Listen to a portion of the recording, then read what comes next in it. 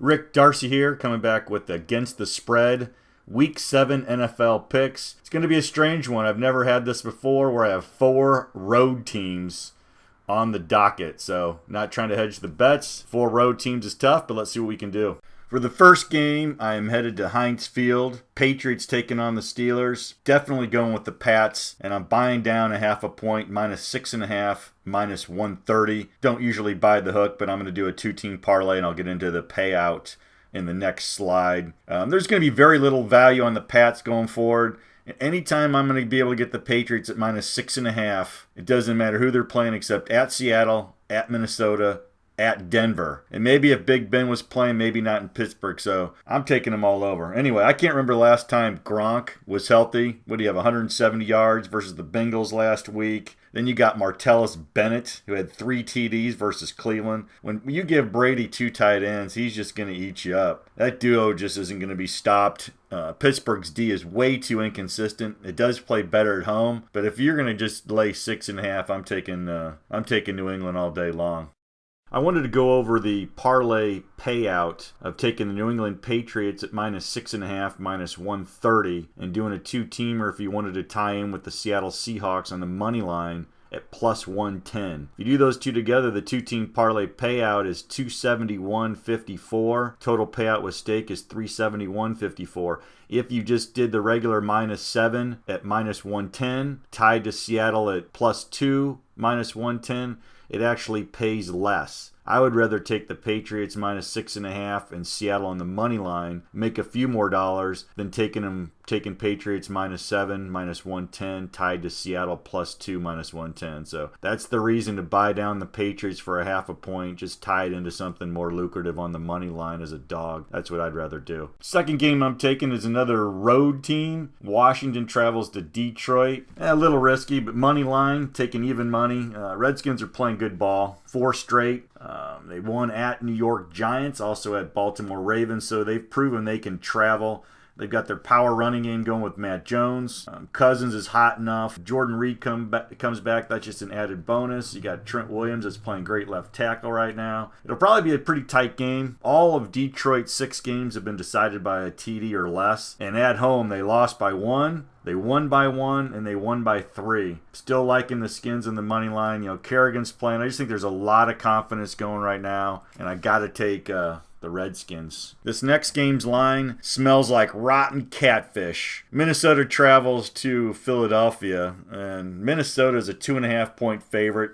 -115. I don't know if this is a term called dead cat bounce, if you're familiar with that. For all the financial people, that could be something that Philadelphia bounces back from off of just a horrendous showing down in D.C. where the 27-20 final score was not indicative of the play on the field, where the Philadelphia Eagles were not able to score an offensive touchdown. Had to use a little smoke and mirrors, but they made the plays on a kickoff return for a TD. Malcolm Jenkins went pick 6 for a TD. So that game was not as close as that score sounded.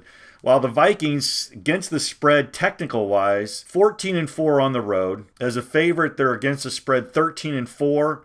And teams with a winning record 11-3. And again, that's over the last 2 seasons, and they're 5-0 against the spread this season. Philadelphia over the last couple seasons, 10-8 at home against the spread, 4-7 versus a team with a winning record. I just don't like the Eagles in this spot regardless. I mean, I know the line smells like old catfish, but the Eagles just don't play well versus a physical team. Missing Lane Johnson, in my opinion, it's a monster loss, and I don't think that's really been factored into the line at all. And last week, that right tackle for the Eagles, I don't know what his name is, but he was horrendous. Kerrigan was a one-man wrecking machine on that right side. What will Robeson, Joseph, Griffin, Barr, Smith, Kendricks do to that Philly offensive line? Philly doesn't even have any wide receivers. They're going to have to do a lot of dump-offs to Sproles, a lot of maybe some quick slants. I doubt they're going to have time to throw the ball down the field farther than 20 yards. Minnesota's offense will obviously miss the couple of their tackles. I think Khalil's been out for a while, Andre Smith. I don't really know if Jake Long has started on that offensive line, but Philly is also going to miss Benny Logan, so that kind of little offsets a little bit of the run stuffing benefits that Philly had with Logan.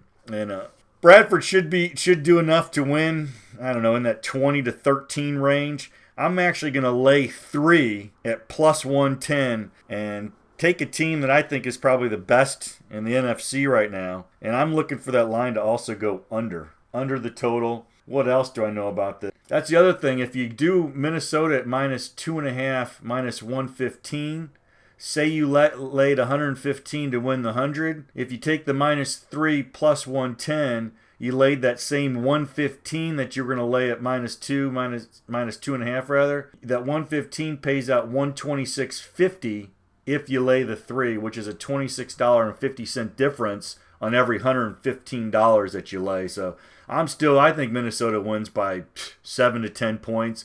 I'm also, like I said, taking the risky under 40, very low total. I think there's going to be a lot of field goals.